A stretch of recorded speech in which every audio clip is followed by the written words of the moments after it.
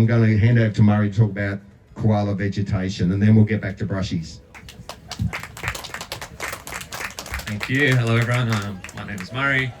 Yeah, so my role in Care4esK, I do more the environmental side of things. I've got background in environmental studies and that sort of thing, and I love plants. Most of my best friends are plants. Who here likes plants? I assume that's why you're here. Fantastic. So I'll start with a bit of a more macro view of the area. So Esk is a bit of an interesting geography and geology area. Like around here, it's sort of undulating hills and alluvial plains or floodplains. There's sort of undulating hills around, which more around here, they're generally sandstone based. So, and then as you head up towards Mount Glen Rock, and there's a few other spots around Somerset, it's a rock form called rhyolite, which is a type of magma rich in silica that's protruded from underground and it's cooled on the surface, and that's a bit of a difference. A lot of other volcanic soils cool in the subsurface, so just something unique. And wherever there's volcanic soil, there's always something pretty interesting going on. So overall, the vegetation type around here, especially in these lowland areas, it's open woodland. That's probably the more traditional pre-European thing. Since European arrival, things where there's forests not managed by farmlands, a bit more open forest.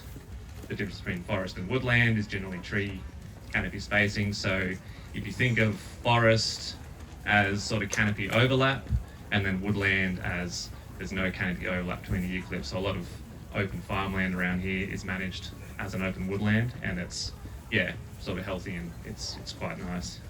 Yeah, up on the peaks of Mount Glen Rock, we'll start up there, which is a lovely rock behind the township of Esk. Because of the rhyolite, that volcanic soil, it's got a type of eucalypt called gum-topped ironbark, which is Eucalyptus dura.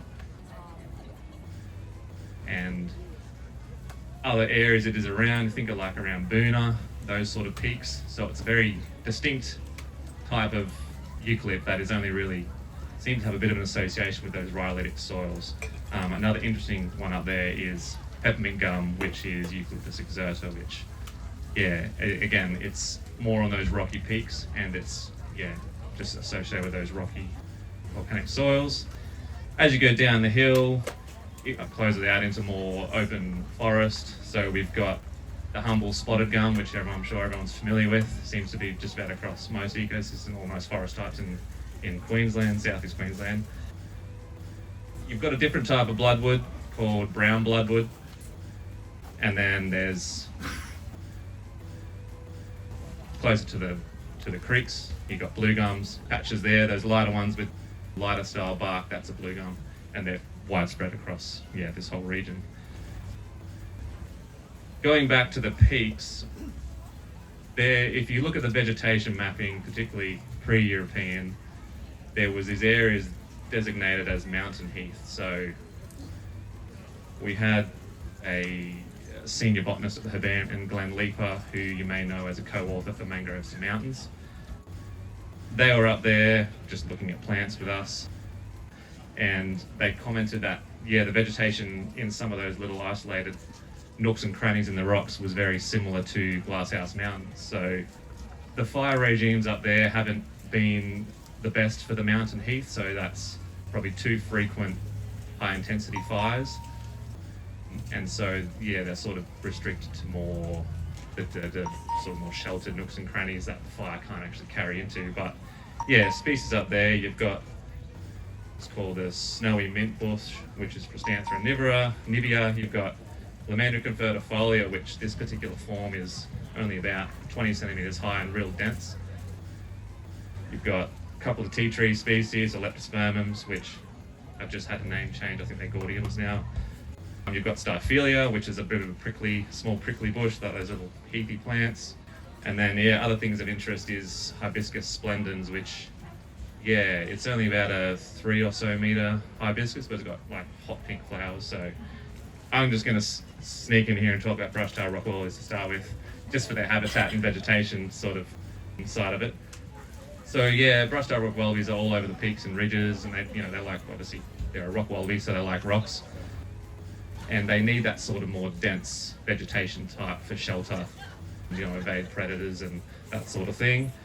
So again, going back to the state vegetation mapping, which is the regional ecosystem mapping for those familiar with it, around the whole Mount Esk and Mount Byron area, there is remnant areas of what they call semi-evergreen vine thicket.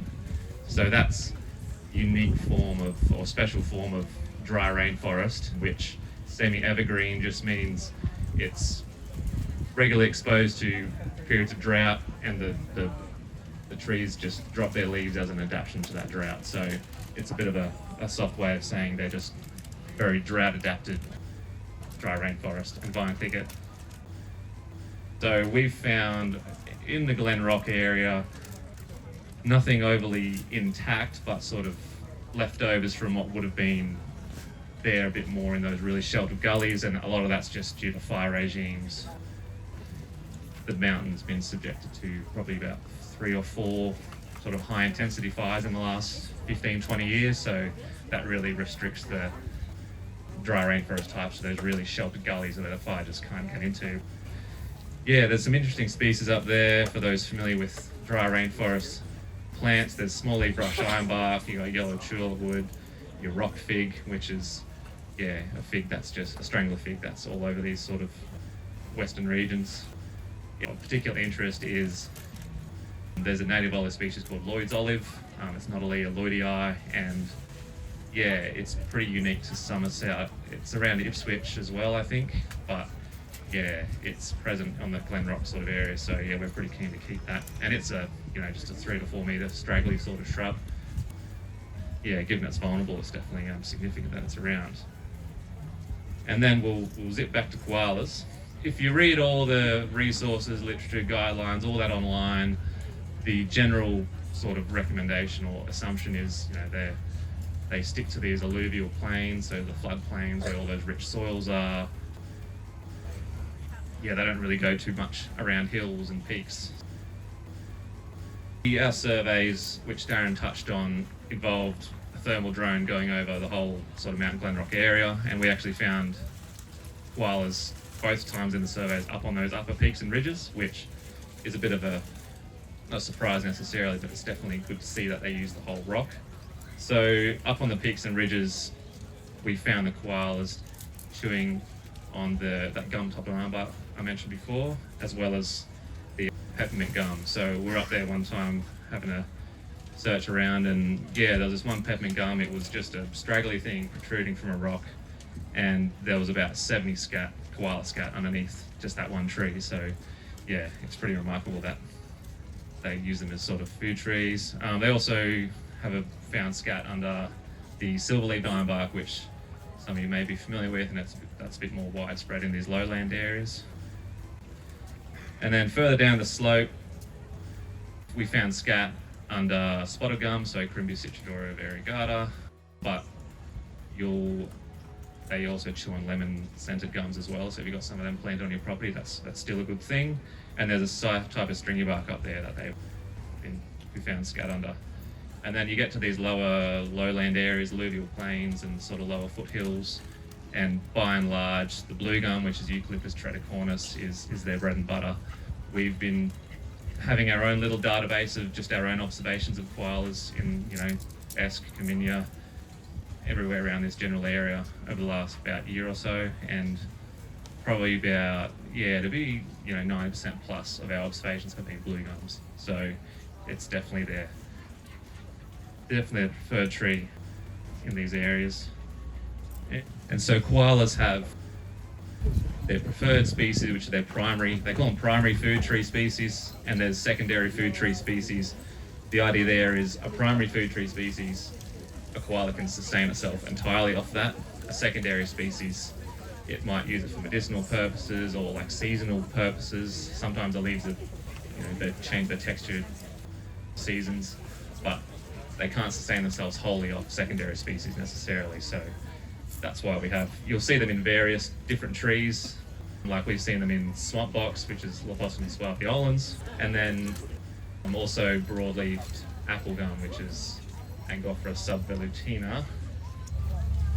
Soil type and soil chemistry is a big part of koala food tree sort of palatability. So each soil type has a different chemical profile, which soil chemistry is leaf chemistry, and so therefore by association leaf chemistry is leaf palatability. So for example, we've got some gum top box over on the fire trail below Glen Rock, which is probably more sort of rockier soil. We don't seem to see many koalas over there, but you go over here towards that sort of way and we've got gum top box, the same species but with clay soils, and for some reason they seem to be a bit more in those ones, so it could be a leaf chemistry thing. That's pure speculation. Thanks, Murray. I'm just going to talk a real quick 5 minutes about brush-tailed rock wallabies. Who's seen a brush-tailed rock wallaby? Who's familiar with brush-tailed rock wallabies? Not many people. Yeah, they're very, very special little critters. They're about 50 centimeters tall, weigh about 7.5 kilos, and their tail, which is their significant naming, is a long brushy tail that can be up to 70 centimeters long. So the tail's a lot longer than the body. The reason we're very interested in brush-tailed rock wallabies because they're a threatened species. They're in the top 100 priority list federally of threatened species, and they are actually found on those rocks that you can see behind us. So we feel that we're very, very fortunate to have brush-tailed rock wallabies here right so close to our township. After the fires came through in 2019, locals presumed that there was no brushies left. So we were very concerned about that because we knew they were extremely unique and that they were threatened, and if they had gone, well, then they weren't coming back. So our surveys for our koalas, actually, we got to spend quite a bit of time at Glen Rock, and we were fortunate enough to see one. So then that once again sent Murray and I on a scat search because brush-tailed rock wallabies have a very unique scat. So we knew exactly what to look for, and we started finding numerous locations of this scat. So we then discovered that they were actually fairly widespread across the whole Mount Glen Rock area. So as you can imagine, they're called rock wallabies because they love living on rock, and they can actually almost vertically climb rock faces to get away from predators, and they've been even known to climb trees. Now, they like to hang out in boulders and small caves and overhangs, and then of a night time they come out and do their feeding around grasslands, and they eat sometimes little berries and fruits and things like that. From what we found when we've been up doing our surveys, they have a little refuge rock or a lookout where they can look over their little colony and their terrain, and we like to call them toilet rocks because that seems to be where all the scat can be found quite easily. In their colonies, the brush-tailed rock wallabies usually have one dominant male. So as young males, they usually get sent out of the colony by that one dominant male, and it ends up that one dominant male sires most of that colony. So females are virtually a breeding machine. They will often have one joey foot, one joey in the pouch, and then a fertilized embryo ready to produce once that joey foot is left. So they're just constantly breeding through the colony. The impacts for them, once again, is habitat loss, habitat disturbance, habitat modification. Fires have a huge impact on brush-tailed rock wallabies, and also droughts have an impact on them, but they are really susceptible to predation by canines such as foxes and wild dogs, and sometimes dingoes. In areas where they've set about predation controls for the canine predators, such as foxes, where they've removed foxes completely, they've had an increase in their populations for the brush-tailed rock wallabies between 300 and 500%, which is incredible. We are just about to go into a brush-tailed rock wallaby research project with the University of Southern Queensland. That will begin in July, and Care4esK will collaborate with them.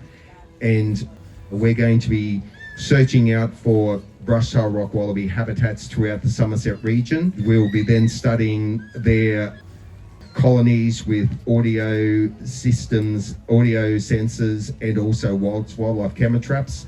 There we'll be able to find out what their movements are, how many brush-tailed rock wallabies are there, but if these colonies are being visited by predators such as foxes and wild dogs. That's really exciting, and that will then contribute to a recovery and a conservation plan then for rock wallabies in the area, which will contribute federally as well. So I think that's probably my time to wrap up. Okay, thank you everybody.